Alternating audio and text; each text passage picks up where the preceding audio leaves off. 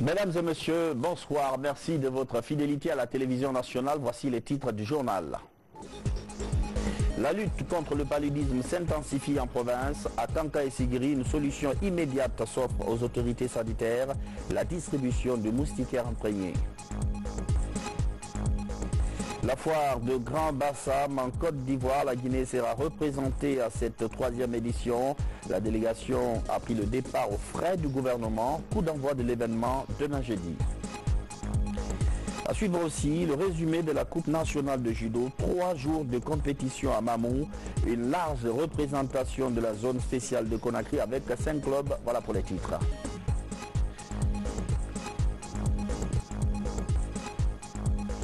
Mesdames et messieurs, bonsoir. Tout d'abord, les communes rurales de Temesadou et Nongoa ainsi que la commune urbaine de Gekedou sont victimes d'une inondation. C'est dans la nuit du 26 au 27 juillet que le drame s'est produit. Plusieurs maisons construites dans des lits de cours d'eau ont été hélas emportées. Mamadou Alpha Baldé, Moussa Bangora. Sur des kilomètres, une bonne partie du centre urbain de Gekedou se retrouve les pieds dans l'eau. Après une semaine de pluie diluvienne, la rivière Boya, qui traverse la ville, est sortie de son lit habituel. Par endroits, des traces sur les murs témoignent de la hauteur des eaux. 25 ménages sont touchés, même si aucune perte humaine n'est à déplorer. D'autres ont tout perdu. Même les bâtiments étaient mouillés. Le tombeau de mon enfant était complètement tombé. L'eau est rentrée à la maison. Il y avait même les serpents ici. Même dans ma cuisine, l'eau est rentrée. Les bâtiments de mes voisins étaient tombés. Tous mes voisins étaient rentrés chez moi ici. Malgré l'eau était chez moi. 21 quartiers à Guéguédou. Les 17 quartiers de Guéguédou sont quand même des quartiers, n'est-ce pas, qui touchent, n'est-ce pas, sous la montée grave, n'est-ce pas, des eaux. Mais il y en a les autres qui sont, n'est-ce pas, gravement, n'est-ce pas, à haut risque, tels que Bafilabé, Nyalenko, Nyumulu, Boyada, Baladou Sokourani, Farako, Belleville et une partie, n'est-ce pas, de Hermakon. Chaque fois il y a inondation, c'est des quartiers qui en souffrent beaucoup. Cette fois-ci même, la hauteur de l'eau partait jusqu'à 2 mètres à 1,50 m. À nos yeux, quand on vous parle, on a pu dénombrer qu'une partie d'un secteur du quartier de Farako. La crue a fait des dégâts, même en dehors de la ville martyre. Dans les serres de Nongoa et Temesadou, de nombreux champs sont dévastés. Sur place, les premiers secours s'organisent. Les responsables locaux, appuyés par la Croix-Rouge, tentent de parer au plus urgent. Il y a les sous-préfectures de Nongoa, de Temesadou particulièrement qui ont été affectées. Et on a voulu se rendre dans ces localités même ce matin, mais avec l'inondation, c'est-à-dire la crue, les routes sont complètement barrées. Et aussi le long au niveau des débarcadères, il faut savoir que pendant ces périodes de crue, on constate des questions de noyade. Et nous avons donné ordre au lieu qu'il faut, avec l'autorisation de l'autorité, de sursoir, d'observer le reste dans les 72 heures, d'éviter la traversée des gens pour ne pas qu'il y ait des pertes en vie humaine. Gekedou est régulièrement touché par des inondations. Les habitations très proches de la rive sont souvent pointées du doigt. Pour l'instant, aucune victime n'est enregistrée. Mais sans mesures correctives conséquentes, le pire pourrait arriver. De fortes précipitations sont encore attendues dans la région. Au sujet de cette inondation, je vous propose de suivre la déclaration du gouvernement faite par le ministre de l'Administration du Territoire et de la Décentralisation, le général Bourema Kondé, au micro de Ousmane Bangora. Dans la commune urbaine, les quartiers de Farako 2 et Farako 3, les quartiers de Mangala, les quartiers de Nyalenko, de Boyadou, de Carrière et de Baladou étaient presque sous les eaux. Les sous-préfectures de Nongoa et de Temesadou également n'ont pas été épargnées.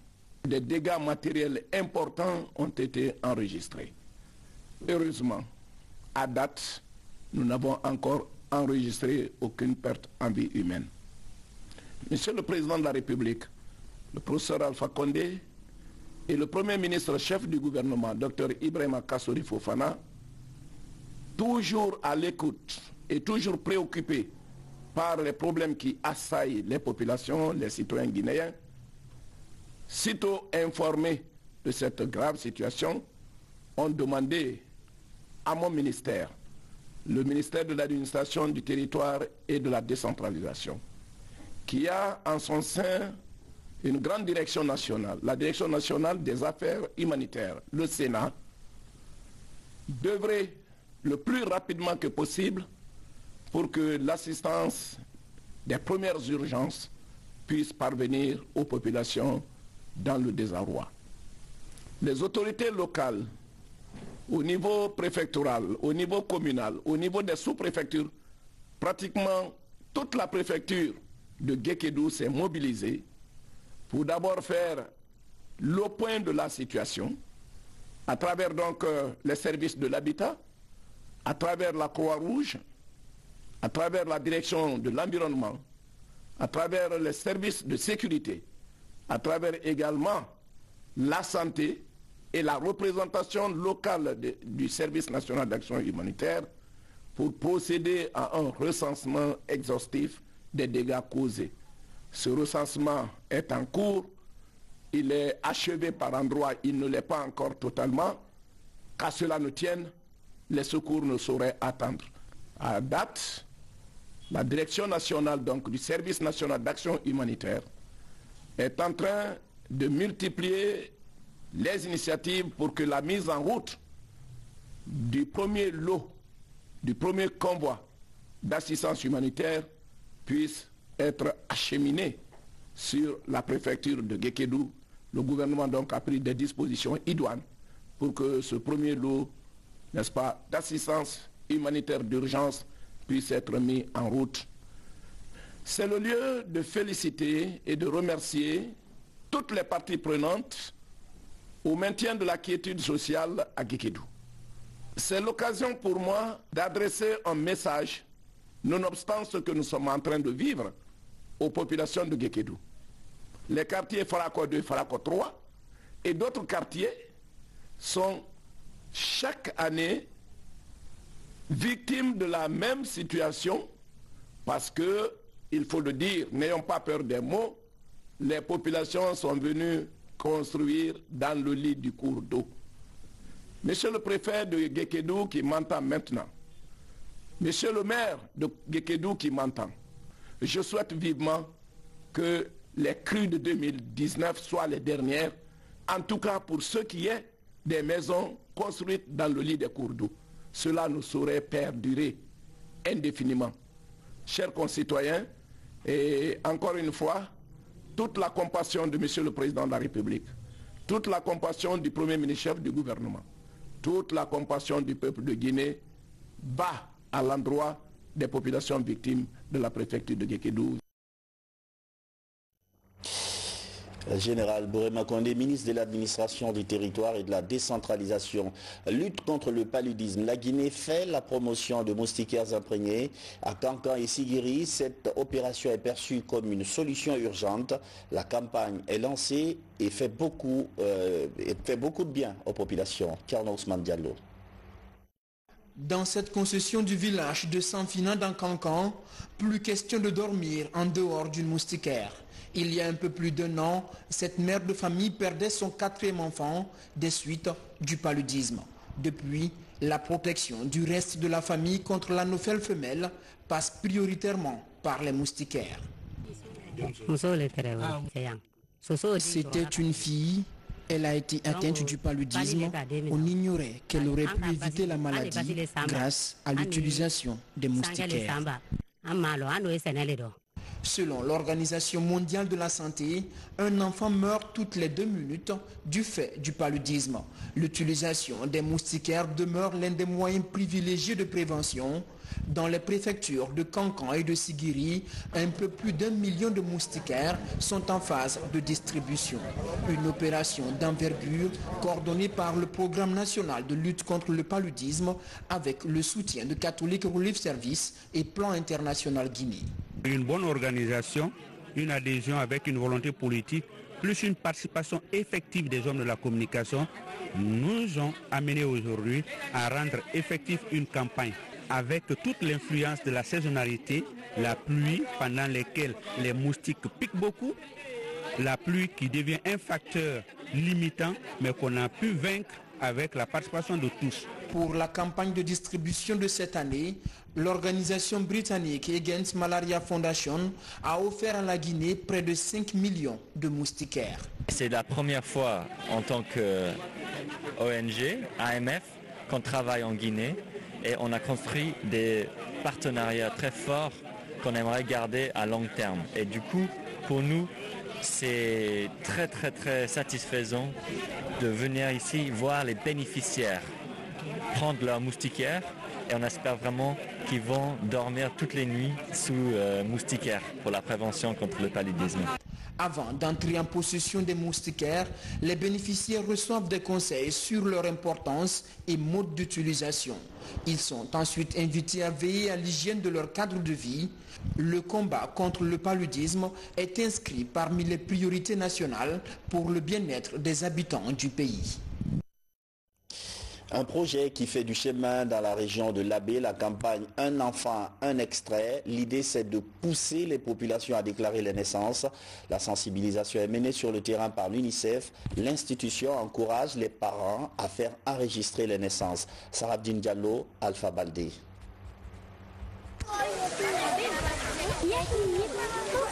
Dans les 53 collectivités de la région de l'Abbé, les difficultés liées à l'établissement des actes d'extrait de naissance sont en passe d'être surmontées. Dans la dynamique du programme pour une naissance, un extrait établi, 5 jours de renforcement de capacité des agents se tiennent à l'Abbé. Ils apprennent différentes techniques leur permettant de mieux prendre en compte certaines difficultés qui favorisent le manque d'intérêt chez plusieurs parents à établir un extrait de naissance pour leur enfant, surtout en zone rurale. Nous sommes sortis aujourd'hui de cet atelier, très outillés, très renforcés. Personnellement, c'est la première fois que je participe à cet atelier. Je gérais déjà l'état civil depuis mon installation, mais cet atelier m'a permis d'avoir les connaissances, les aptitudes et les qualités requises pour tenir réellement et convenablement le registre de l'état civil. Nous avons la première étape où ils ont déjà fait cette formation par endroit. Et après, nous aussi, communes urbaines et certains chefs lieux de sous-préfecture, on doit aussi élargir cette formation dans d'autres structures pour que nous tous, agents de santé, nous soyons impliqués pour amener aux parents des nouveau-nés à faire la déclaration de naissance. Soutenu par l'UNICEF et l'Agence italienne de coopération au développement, des équipements techniques et autres mobiliers sont aussi fournis au service de l'état civil. Il faut préciser que cet atelier vient pour couronner une série d'interventions qui a été faite à l'intention et au profit des collectivités, à savoir la mise à disposition des équipements et des fournitures pour améliorer les services d'état civil dans les communes, mais aussi la mise à disposition de 53 motos pour les communes afin de permettre aux chargés d'état civil de pouvoir sillonner les différents districts et quartiers et s'assurer que tous les enfants sont enregistrés. Aujourd'hui, le gouvernement et ses partenaires travaillent activement dans le sens de l'identification de l'ensemble des nouveau-nés et autres adolescents sur toute l'étendue du territoire. Et puis ce communiqué de la direction du protocole d'État. Dans le cadre du renforcement des liens d'amitié et de fraternité existants entre la République de Guinée et la République de l'Inde, son Excellence Ram Nath Kovind, président indien effectuera à partir du jeudi 1er août 2019 une visite d'État à Conakry. Sont conviés à prendre part au cérémonial d'accueil prévu à 16h à l'aéroport international de Conakry-Bessia les personnalités ci-après.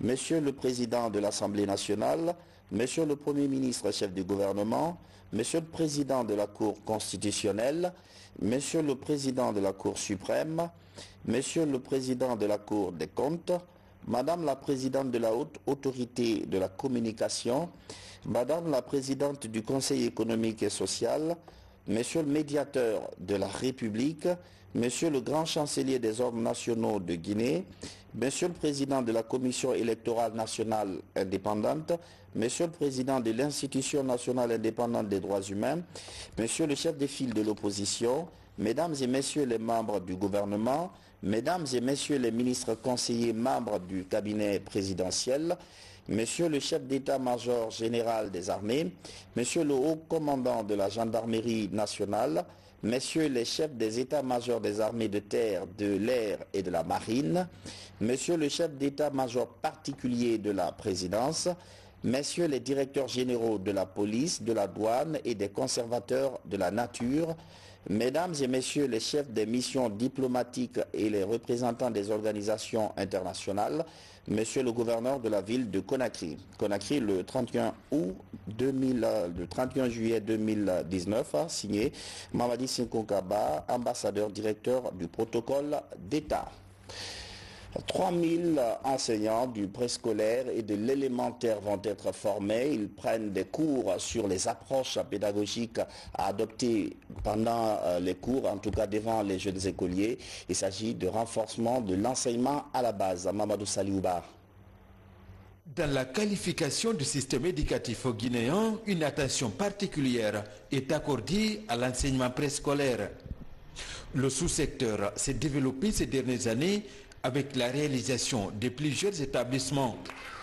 Pour améliorer la qualité de l'enseignement dispensé à la maternelle, des enseignants venus des établissements privés apprennent des techniques pédagogiques adaptées à l'enseignement dans le préscolaire. On a décidé de prendre des mesures en allant dans le sens de qualification. On a des problèmes d'infrastructure, on a des problèmes personnels, de ressources, on a des problèmes pédagogiques. Et les enfants ne sont pour rien pour la situation. L'enfant ne reçoit ce qu'on lui donne. Et donc, pour juger nécessaire de corriger au niveau des enseignants pour que nous puissions donner mieux aux enfants. C'est la préparation des enfants aux apprentissages sérieux. Si l'enfant a passé par le préscolaire, imagine il a 3 ans, il aurait rentré de plein pied dans le processus réel des apprentissages. Durant cette session de 45 heures, plusieurs approches pédagogiques adaptées à l'enseignement préscolaire seront développées. Des démonstrations physiques sont faites pour stimuler la transmission du savoir. On sait aujourd'hui par les neurosciences et les sciences de l'éducation que le langage et la structuration de la pensée s'effectuent essentiellement avant l'âge de 6 ans. Et 90% de ce qui est dit par la parole est oublié au bout de 90 jours. Donc évidemment, ce n'est pas la bonne formule. Et malheureusement, c'est pareil en classe. On sait aujourd'hui que l'apprenant, qu'il soit enfant ou adulte, apprend essentiellement par la manipulation, l'expérimentation, le corps, le jeu, etc. C'est-à-dire c'est des jeux, mais derrière ces jeux, comme vous avez pu le constater, il y a une vraie stratégie pour essayer de faire comprendre ce qui est aujourd'hui la pédagogie. À savoir, on part de l'observation, l'expérimentation, la manipulation, le concept, l'analyse et le concept, la conceptualisation. Cette session est le début d'un vaste programme de formation en faveur de 3000 enseignants du préscolaire, mais aussi de l'élémentaire, des établissements d'enseignement privé. L'idée est de transformer les pratiques pédagogiques dans la formation des jeunes élèves pour améliorer la réussite scolaire dans notre pays. Pendant ce temps, à Kindia, les chercheurs du pays se retrouvent. La rencontre porte sur l'harmonisation des méthodes de planification. 30 institutions prennent part à ce conclave. Francis Collier. La planification est le moyen par lequel on atteint les objectifs du développement. La recherche scientifique n'échappe pas à cette règle. Les centres de recherche et centres de documentation du pays empruntent cette voie de la planification stratégique en vue de booster le développement socio-économique de la Guinée.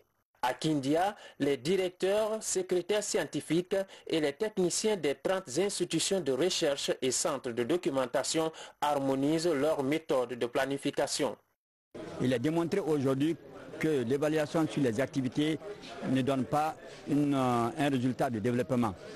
Pour ce faire, la recherche comme telle doit se conformer à cette logique qui est la planification stratégique permettant d'avoir des résultats de développement au lieu des résultats sur les activités. Le renforcement des capacités est le cheval de bataille du département de l'enseignement supérieur et de la recherche scientifique. Cette formation des chercheurs vise la créativité et l'innovation pour que la Guinée se positionne mieux dans le domaine scientifique.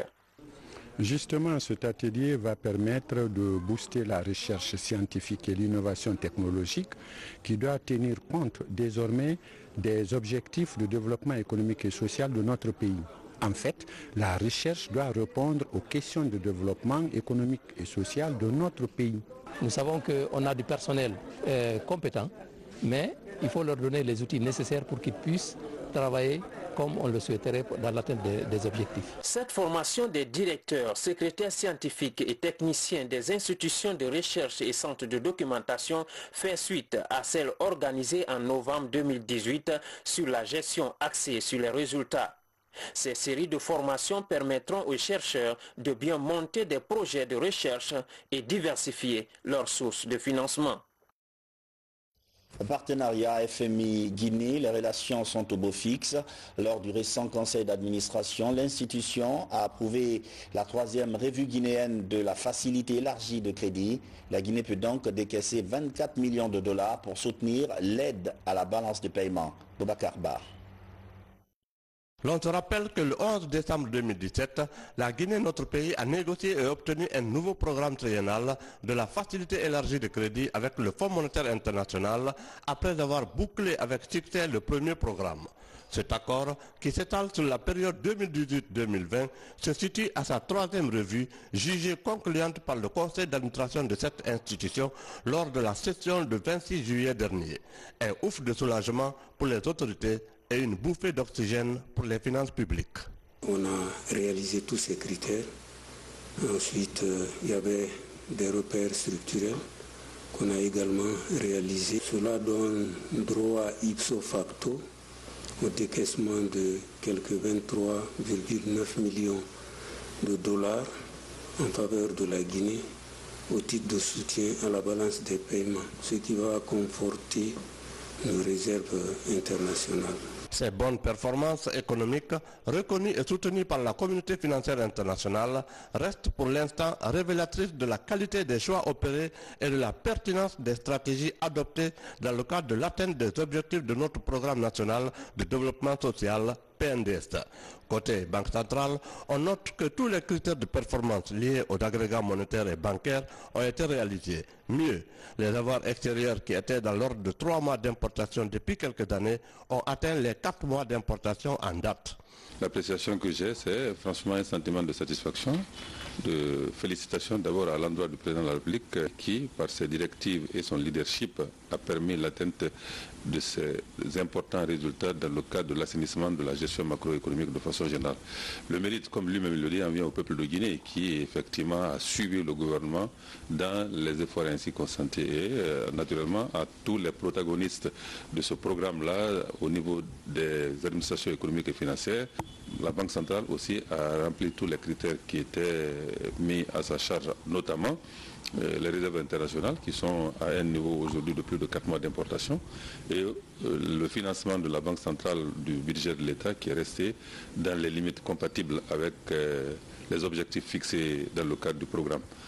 Ces résultats qui résultent des efforts du gouvernement, malgré les contraintes liées aux subventions au niveau des denrées de première nécessité et l'électricité, grâce à une mobilisation accrue des recettes fiscales et douanières, permettront à coup sûr de mobiliser d'autres financements auprès de nos partenaires économiques et financiers comme la Banque mondiale, la BAD, l'Union européenne, l'Agence française de développement et tant d'autres. Déjà, les autorités en charge des finances, du budget, du plan et de la Banque centrale sont à pied d'œuvre pour affronter la 4e revue de notre programme qui devrait faire l'objet de discussions octobre prochain. Et puis cet arrêté conjoint porte un réajustement des prix des produits pétroliers à la pompe. Le ministre des Hydrocarbures, le ministre de l'Économie et des Finances, le ministre du Budget, vu la Constitution, arrête. Article 1er. Pour compter du 1er août 2019, les prix à la pompe des produits pétroliers sont réajustés comme suit. Essence, 10 000 francs guinéens par litre. Gasoil, 10 000 francs guinéens par litre. Pétrole, 10 000 francs guinéens par litre. Article 2. Ces nouveaux prix entrent en vigueur à compter du 31 juillet 2019 à minuit précise sur toute l'étendue du territoire national. Article 3.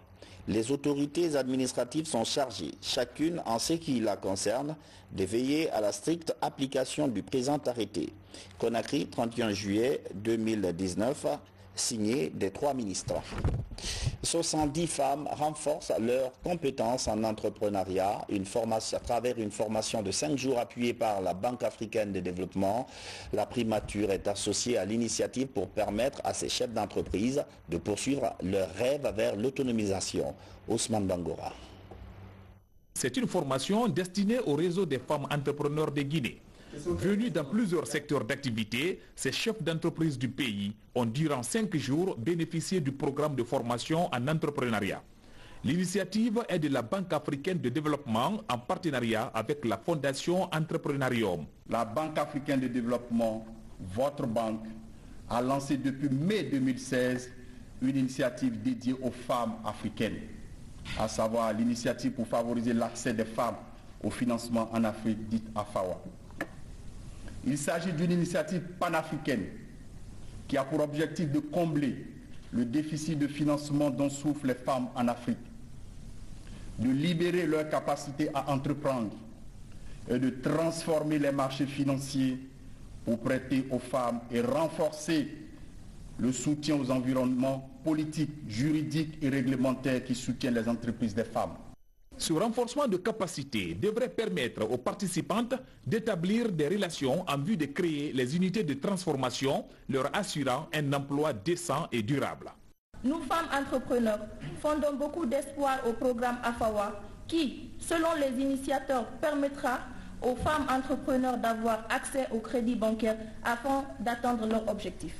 Nous lançons un appel solennel à tous les décideurs, à tous les niveaux de la Banque africaine de développement, aux banques commerciales, d'œuvrer pour faire du programme de financement initié une réalité effective. Le Premier ministre, satisfait de l'idée du réseau des femmes entrepreneurs de Guinée, Dr Ibrahima Kassouri Fofana a réaffirmé toute la volonté du gouvernement d'accompagner ses chefs d'entreprise.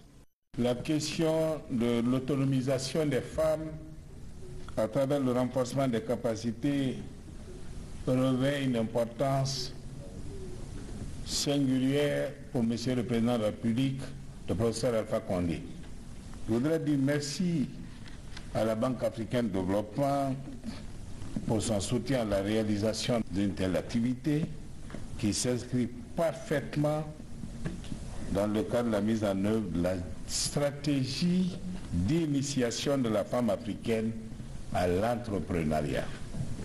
Le programme gouvernemental en faveur des femmes en Guinée vise à accroître leur participation dans les activités économiques en leur assurant une autonomie par la création de revenus et en réduisant ainsi la pauvreté qui touche principalement cette fragile de la population guinéenne. La cérémonie a été sanctionnée par la remise de satisfecit. Ici, chaque membre du réseau reçoit une attestation. Hajj 2019, plusieurs pèlerins guinéens sont déjà à Médine. Hier, ils ont visité un site d'une grande importance dans l'histoire de l'islam. Il s'agit du lieu d'une des plus grandes batailles entre l'armée du prophète, paix et salut sur lui, et celle des conservateurs de la Mecque. Envoyés spéciaux, Mohamed Sankon, Adi Kamara et Fodé Niagasola. Le séjour de Médine est une étape très importante dans la vie du pèlerin. Il permet de découvrir certains sites touristiques et autres vestiges historiques de cette cité du prophète Mohammed, paix et salut sur lui. Ici, par exemple, nous sommes à Jabal Uhud, où s'est déroulée la deuxième guerre sainte après celle de Badr. Nous sommes aux premières heures de l'installation de cette religion monothéiste. Jabal Uhud est à 4 km du centre-ville de Médine. La montagne là qui ceinture Médine s'appelle la montagne Uhud. Dieu a dit la montagne de Uhud, c'est la montagne du paradis. Celui qui voit la montagne de Uhud, il a vu une des montagnes du paradis. Alors un jour, le prophète Mohammed sallallahu alayhi wa sallam, Abu Bakr Siddiq et Omar étaient arrêtés sur la montagne s'est remuée. Le prophète a dit reste tranquille, c'est le messager de Dieu et ses compagnons qui sont arrêtés sur toi. La montagne s'est calmée. À l'époque des faits, le prophète Mohammed, paix et salut sur lui, priait ici en faisant face à la grande mosquée Goudous de Jérusalem. Selon un verset de la sourate Baqara, la vache, le Tout-Puissant Allah a ordonné à son prophète de faire face désormais à la Kaaba. C'était au cours d'une prière de 17 heures. 2 rakats face à Jérusalem et les 2 dernières face à la Kaaba, d'où le nom de 2 Qibla ou les 2 orientations. Quand le prophète venait d'arriver à Médine, il se tournait vers Jérusalem pour effectuer la prière. Les Juifs qui étaient là se sont moqués de lui. Toi, tu dis que Dieu t'a révélé une religion. Il n'a qu'à t'indiquer aussi ta direction. Alors, le prophète était vraiment gêné. Un jour, Djibril, l'ange Gabriel, est venu l'informer que désormais, les musulmans aussi doivent se tourner vers Makkah, Al-Kaaba. Masjid Quba est la première mosquée de l'histoire de l'islam. Quand le prophète Mohammed, paix et salut sur lui, a quitté la Mecque, c'est à cet endroit que son chameau s'est arrêté. Il a aussitôt demandé qu'une mosquée soit bâtie à cet endroit, appelé Masjid Quba. Le grand érudit de Kankan, Cheikh Suleiman, est en séjour de travail aux États-Unis. Il vous souviendra qu'il a été nommé récemment ambassadeur de la paix. Il a rencontré plusieurs représentants d'institutions américaines. Fatoumata Sabora, notre correspondante à New York. Depuis sa nomination comme ambassadeur de l'UNESCO pour la paix en 2015, l'érudit guinéen rencontre périodiquement des responsables d'institutions internationales et des personnalités américaines. À New York, Cheikh Suleiman Sidibé a été reçu par le professeur Stephen Eric. L'universitaire a exprimé sa volonté de former un lobby en vue de soutenir l'érudit dans sa mission de pacification du monde. L'érudit a besoin d'appui et nous allons l'aider.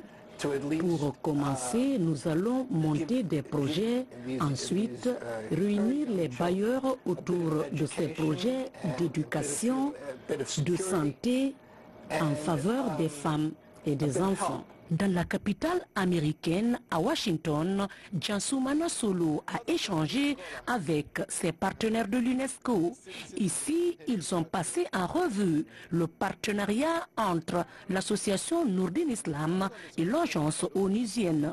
La présidente l'Urdi qui vient de l'Afrique de l'Ouest et que nous avons choisi pour nous aider à promouvoir la paix partout où il va, c'est un apport de la paix pour nous.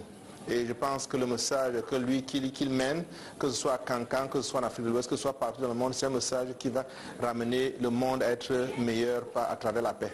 En reconnaissance de l'apport de l'association Nourdine Islam dans le maintien et la consolidation de la paix dans le monde, il a été demandé à l'érudit guinéen de décliner ses préoccupations du moment. Je leur ai dit ma préoccupation pour améliorer les conditions de vie des femmes et des enfants. Vous savez, dans mes sermons, je m'adresse généralement à ces 2 couches. En plus des conseils, si je peux contribuer à sortir les femmes et les jeunes de la précarité, cela me faciliterait la tâche. Avant de reprendre son avion pour le Maroc où il est attendu, l'Uridi a béni un groupe de 200 jeunes venus du monde entier. La fête du trône au Maroc. Voilà 20 ans depuis l'intronisation du roi Mohamed VI. En Guinée, l'événement n'est pas passé inaperçu. Le diplomate du royaume chérifien a organisé une réception. Il était surtout question de coopération. Ramatoulaye Touré. C'est par l'exécution des hymnes nationaux que la communauté marocaine résidant en Guinée a célébré les 20 ans de l'intronisation du roi Mohamed VI. C'était le 30 juillet 1999. Devant plusieurs personnalités invitées pour la circonstance, la communauté marocaine a magnifié son roi pour les séries de réformes effectuées depuis son arrivée au trône il y a de cela 20 ans. Création d'un nombre d'institutions œuvrant dans le domaine de la promotion et de la protection des droits de l'homme, adoption d'une nouvelle constitution, d'un nouveau code de la famille, etc. Lancement réussi de projets très audacieux tels que la régionalisation avancée, le plan Maroc vert, l'initiative nationale pour le développement humain, la vision 20 touristique, la stratégie nationale de développement durable, etc. En Guinée, les relations entre le royaume chérifien et notre pays sont vieilles depuis plus de 50 ans. Le gouvernement guinéen parle des réalisations faites par le Maroc. Une coopération solide entre nos deux pays. Pendant ces 20 ans, le roi Mohamed VI et notre président, le professeur Alpha Condé, ont travaillé d'arrache-pied pour donner plus de contenu à cette relation très vieille entre le Maroc et la Guinée. Et nous sommes très satisfaits du niveau et de la qualité de cette coopération aujourd'hui. Et à travers les dizaines d'accords que nous avons signés et des tout derniers accords qu'on m'a accordés en fait lors de ma visite la semaine dernière au Maroc, et dans le domaine de la formation, dans le domaine de la coopération diplomatique entre nos ministères des Affaires étrangères et aussi dans la formation des officiers supérieurs. La rencontre s'est terminée par la dégustation des différents mets marocains, notamment le couscous, la tagine, le thé et les sucreries. Deuxième titre de l'actualité ce soir avec l'ouverture demain jeudi de la Semaine internationale de l'artisanat en Côte d'Ivoire. 200 exposants prendront part à cette foire de Grand Bassam. Parmi eux, des représentants de notre pays qui vont présenter des produits locaux. Une trentaine d'artisans pour vendre le label guinéen. Ansouman Toumani Kamara a assisté au départ de la délégation guinéenne au Palais du Peuple. Suivez. Pour la 3e édition de la Semaine internationale de l'artisanat de Grand Bassam, une trentaine d'artisans guinéens représentent le pays dans la capitale ivoirienne. Des artisans des différents corps de métier venus des 4 régions naturelles du pays avec des produits diversifiés. Cette fois-ci, il y a des innovations. C'est-à-dire que les tissus indigo qu'on envoyait, avant les pagnes étaient trop petits. Et aujourd'hui, nous avons amélioré pour que le pagne soit un peu grand. Et aussi, il y a des kernellis qu'on fait aujourd'hui et surtout des indigos. Avant, ça noississait le corps. Mais aujourd'hui, on est en train d'améliorer pour ne pas que ça noissit à 100%. En qualité de promoteur, nous, c'est pour aller pour des prises de contact avec d'autres partenaires qui viendront parce que nous préparons très bientôt un salon du textile, la 2e édition du salon du textile du pain africain. À ce rendez-vous de l'artisanat africain, plus de 200 exposants sont attendus pour plus de 15 000 visiteurs. Le pays invité d'honneur est le Ghana. Cette rencontre vise ainsi à favoriser l'épanouissement social, professionnel et économique des artisans du continent. La Coupe nationale du judo, c'est Mamoun qui a abrité les rencontres cette année. 3 jours de compétition entre 16 équipes et 12 clubs, dont 5 de Conakry. Abdoulaye Diallo, Ousmane Sissé. Cette Coupe nationale organisée à Mamou s'inscrit en droite ligne du plan annuel de la Fédération guinéenne de judo et disciplines associées. Ce choix porté sur la ville Carrefour est vivement salué par les ressortissants et autorités administratives de la région. La maison des jeunes de Mamou a vibré au rythme de cet art martial à la satisfaction du public. Nous avons réussi à atteindre ces objectifs grâce à la vision futuriste de son Excellence le professeur Alpha Condé, président de la République, chef de l'État, celui-là même qui a dédié son mandat à la jeunesse et aux femmes. Au total, 12 clubs, dont 5 de Conakry et 16 équipes se sont affrontés dans cette compétition. La SFAG s'est succédée à elle-même en remportant la médaille d'or plus le trophée. Le stade du 28 septembre a eu la médaille d'argent. La médaille de bronze est revenue à Pita et Mamou. J'ai suivi l'entraînement, c'est pour cela que j'ai gagné. C'est pas même ce que je peux dire, c'est pas mal. Ça ne m'empêche pas de travailler. Le sport étant un facteur de cohésion par excellence, son soutien est plutôt nécessaire pour le bien-être des jeunes. Je suis d'abord très heureux que la Fédération guinéenne de judo ait préféré Mamou pour faire cette organisation. D'une façon générale, tous les jeunes qui passeront par Mamou ou bien qui résideront, nous ferons en sorte que ces disciplines-là soient acceptées, soutenues par l'ensemble des responsables de notre région. Tout porte à croire que de telles compétitions constituent une occasion pour la fédération de détecter les nouveaux talents. En attendant, le championnat national prévu à Pita au mois de septembre prochain. Cet arrêté conjoint porte un réajustement des prix des produits pétroliers à la pompe. Le ministre des Hydrocarbures, le ministre de l'Économie et des Finances, le ministre du Budget, vu la Constitution, arrête. Article 1er. Pour compter du 1er août 2019, les prix à la pompe des produits pétroliers sont réajustés comme suit. Essence, 10 000 francs guinéens par litre. Gasoil, 10 000 francs guinéens par litre. Pétrole, 10 000 francs guinéens par litre. Article 2. Ces nouveaux prix entrent en vigueur à compter du 31 juillet 2019 à minuit précise sur toute l'étendue du territoire national. Article 3.